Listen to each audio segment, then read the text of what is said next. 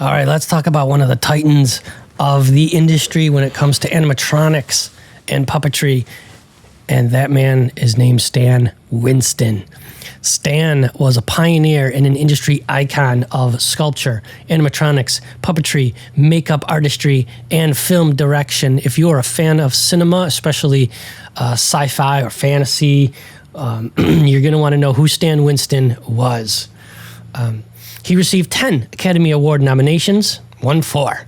He's one of the 3 effects artists in Hollywood history to be honored with a star on the Hollywood Walk of Fame. Only 3. His other awards include 2 Emmy wins, 6 nominations, 5 BAFTAs, and 3 wins on those. When I mentioned the other 2 effects artists, who are the other 2? Ray Harryhausen, who we will definitely be talking about later on in stop motion, one of the icons of the industry, and Industrial Light and Magic's Dennis Muren, VFX supervisor and all-around smart man. So what makes Stan a pioneer? Well, here he is with the Queen alien, right? Well, when he was a kid, he saw what we just saw, the fully animatronic Abraham Lincoln get up, speak, and sit down at Disneyland. And he was absolutely blown away. And it started his career path, and we're all the better for it.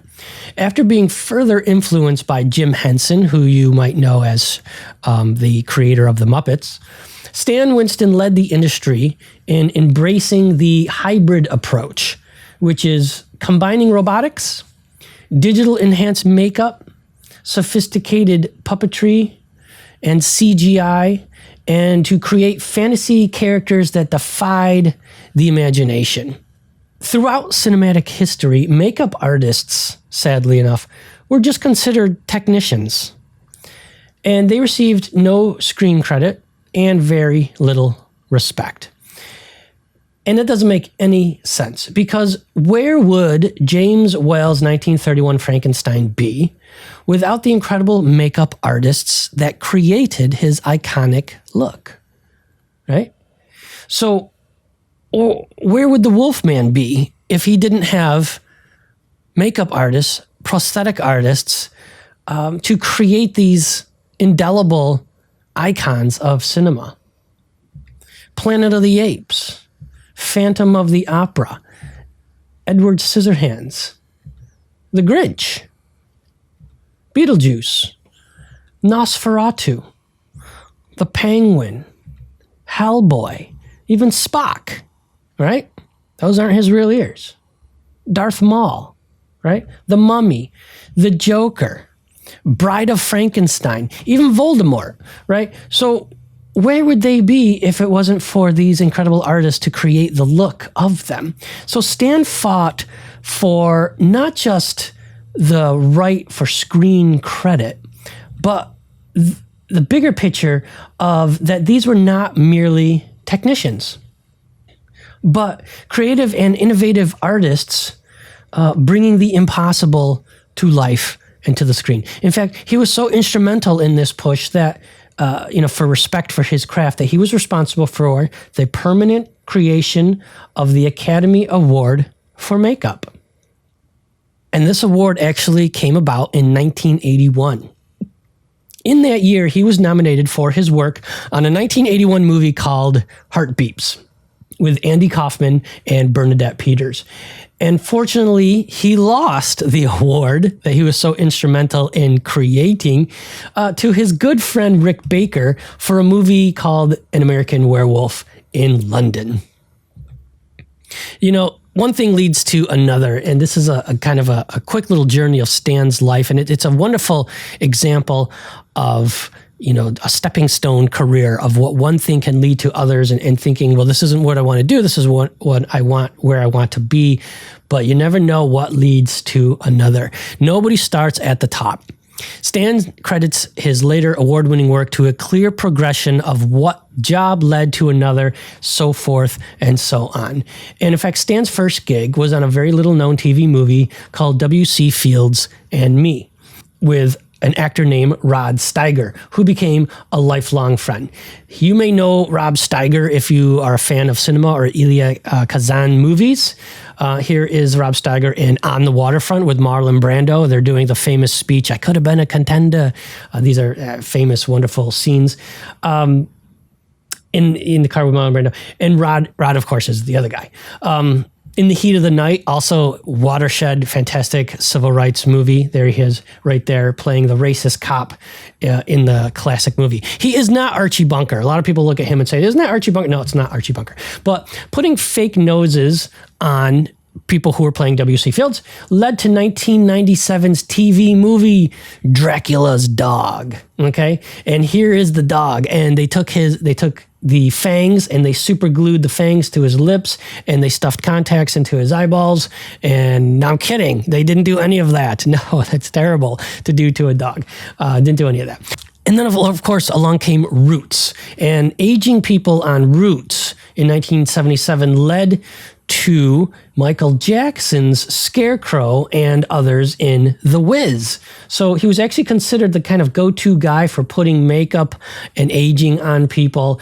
But back to the heart beeps, creating robots for heart beeps. And here is our actual two leading people, Andy Kaufman, Bernadette Peters, which was a TV movie, pretty successful, not very known right now, innovative in that to achieve a very specific, almost kind of a glossy plus subscatter look to the metallic flesh, Stan utilized a new gelatin mixture of makeup, which unfortunately kept melting under the set lights. And this stressed him out to no end. And he's running around and he's freaking out. And it was Bernadette Peters actually that stopped him and said, "Stan, it's just a movie." So that was kind of a nice perspective and a turning point for Stan's actual philosophy on work. And he vowed from there on not to take everything so seriously and always bring fun and positivity to all the work. And since then, his friendly and approachable demeanor has been a hallmark for him. Getting nominated for an Academy Award on Heart Beeps led to a reputation as a robot guy, and he did wonderful work on Mr. Roboto from the rock band Styx. MTV was exploding, and music video budgets were getting bigger and bigger. And so he was doing pretty good until an unknown filmmaker with a very tiny budget but a big idea needed a robot for his next project. And he came up to Stan and he says, "I have a movie I need you to be on." This man's name was James Cameron, and he was directed to Stan in 1984 to work on a movie called The Terminator. And a lot of people know all about The Terminator. Even low-budget films by virtual unknowns, and James Cameron at the time was an unknown, can propel special effects industry forward and redefine what can and cannot be accomplished. Two of the most challenging sequences for Jim Cameron's vision was the half cyborg, half Arnold Schwarzenegger, kind of look that he was going for, as well as the full-size endoskeleton robot with all the flesh burned off for the finale chasing of our protagonist. And Stan saw this as a great opportunity to build the first full-size, fully articulated, fully animatronic robot for the movies. Let's hear how Stan actually did this himself. A huge breakthrough in my career and a certain methodology of technology and the beginning of a growth cycle of what we can do and what we can't do or what we should push ourselves to do came from all of these precursors, and it was the first Terminator. The Terminator has become one of the most iconic characters in motion picture history.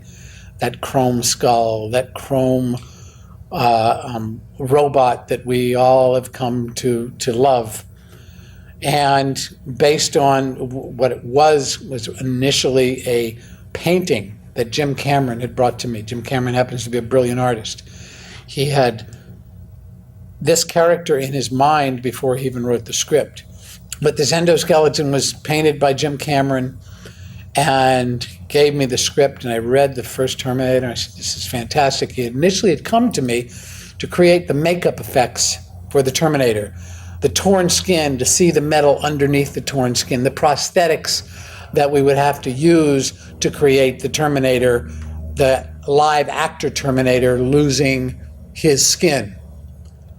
And all of the endoskeleton was going to be done with stop motion animation. And virtually what I did was I talked Jim Cameron into allowing us. I said, Jim, I really feel that we can do a lot of this Terminator as a full-size puppet using some technology that we have already developed, concepts that I'm getting into, animatronics that I want to push. And so we can do a full-size, very realistic puppet that can be used for many shots. And being the visionary that Jim Cameron was, he was able to twist his mind around into, yeah, that's a good idea. And that was the development of the first Terminator, the endoskeleton, and the puppetry, the technology of the puppetry, and the pushing of the animatronics for head and neck movement and eye movement and jaw movement, but basically using Jim Henson puppet technology. We carried the Terminator. Shane Mahan, who still is with me, who's been with me for over 20 years, carried the Terminator on his shoulders. He was shot from the waist up, gave him his gait, transferred into that, and we saw this organic metal, full-size, realistic Terminator robot that was virtually the breakthrough of using puppeting and our animatronic technology to create realistic characters for motion pictures.